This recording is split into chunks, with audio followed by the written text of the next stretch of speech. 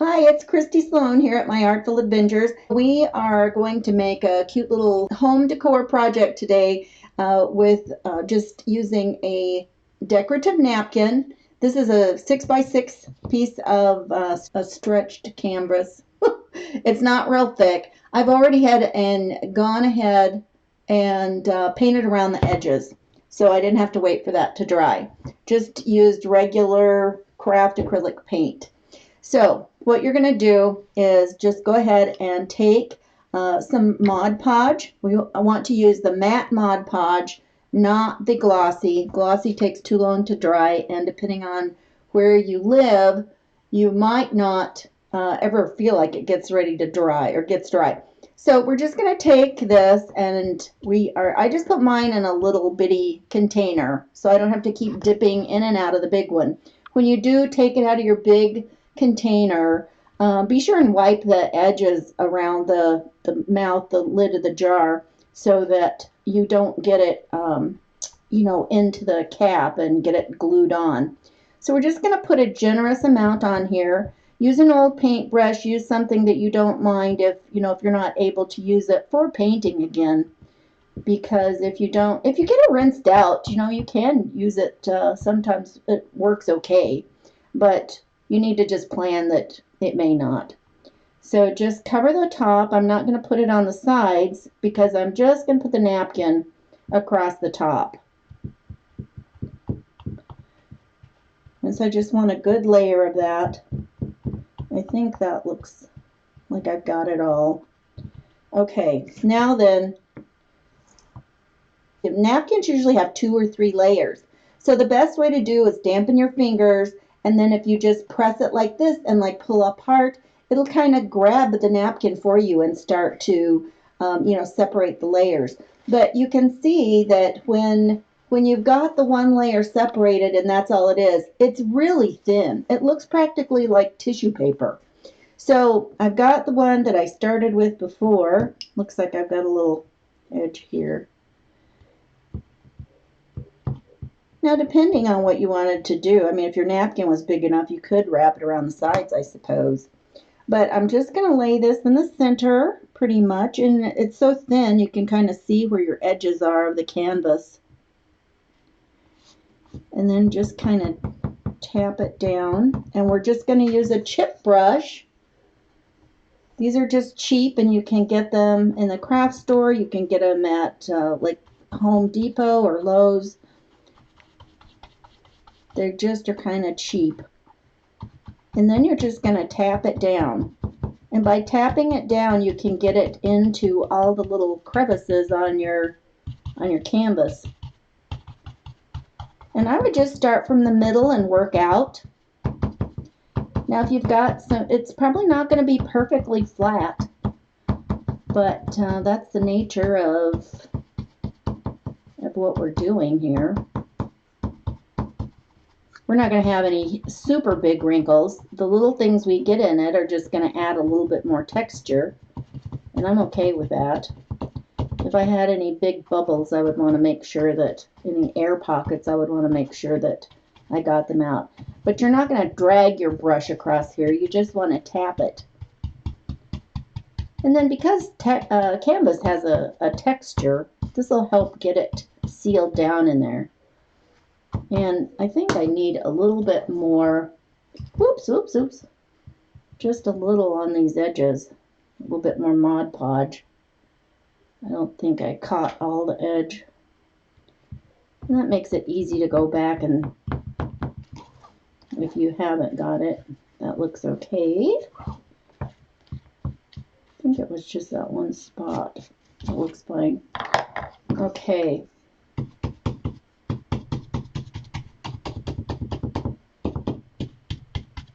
And then you're going to, oh shoot, I put that in water. Then when you're done with that, when you've got it all pressed on, then you're just going to put a layer of Mod Podge on the top. And this will seal it down.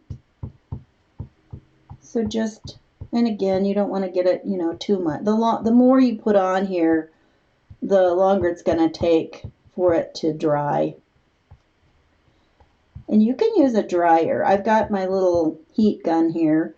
If you're going to use a heat tool, be careful. Don't get it too close and burn your project. If you have a hair dryer that's got a cool setting on it, that'd be great, because then you're just basically, able to use cooler air and get it, dry. I suppose you could set it in front of a fan or something as well. But this will seal it all down, so you've got your Mod Podge underneath and on the top.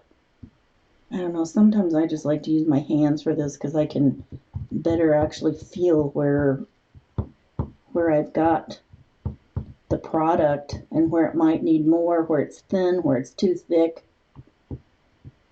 But that's so messy. Okay, I'm going to leave it at that. And then, even though it's got this milky white color for now, as it dries, you'll see it will begin to, I've got a little ribbon I'm going to glue on. I'm going to turn my heat gun on. Wait a second. Probably needs to be plugged in.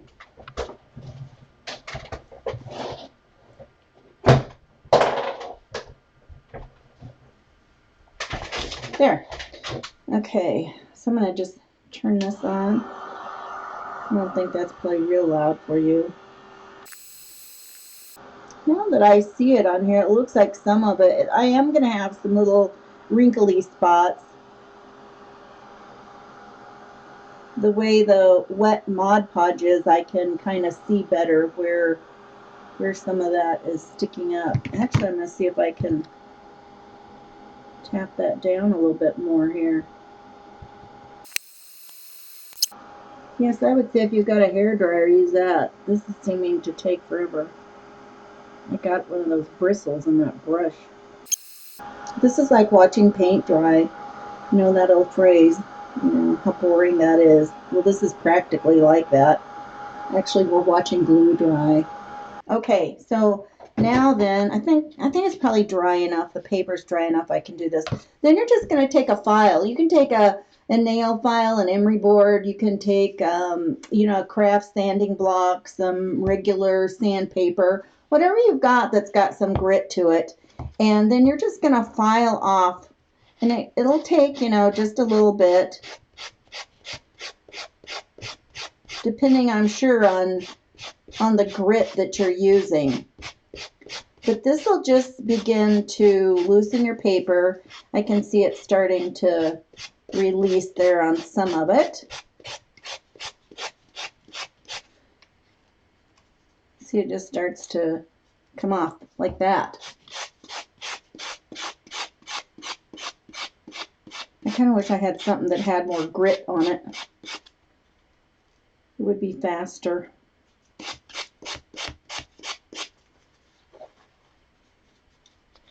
And this also is sanding off a little bit of that paint I already put on the edges. So it just gives it a distressed look. And I'm okay with that.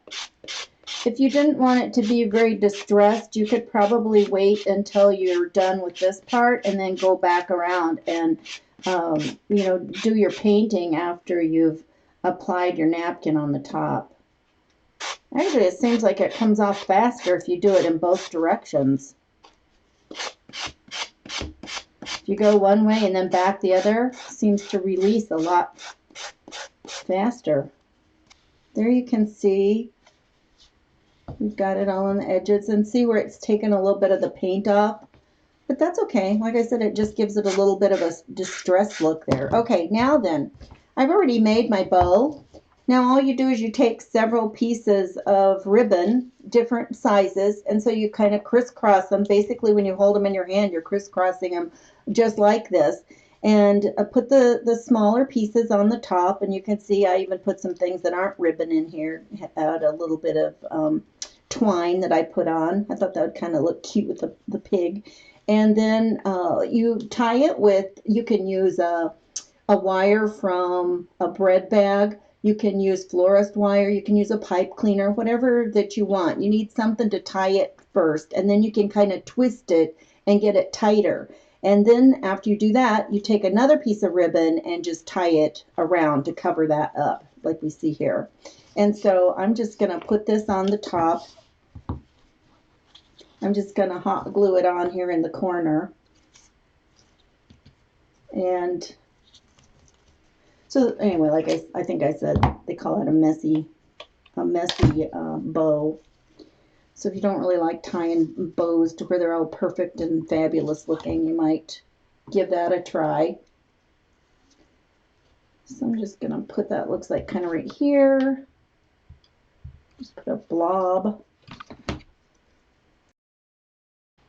There we go. I think that is really cute. You guys like that? I tell you, being able to use those napkins with, you know, whatever is printed on them, that gives you all kinds of options for, I pushed that in there and that glue was still kind of hot. It gives you all kinds of options to decorate things with. You can put it on glass, metal, just all kinds of surfaces. But napkins can come in such cute, cute little things. So there we are. There's our new little piece, and I thought it was cute with its little clovers for March and for St. Patrick's Day. So that's what I've got for now. I hope you guys all have a great rest of your evening, and I will talk to you later. Bye-bye.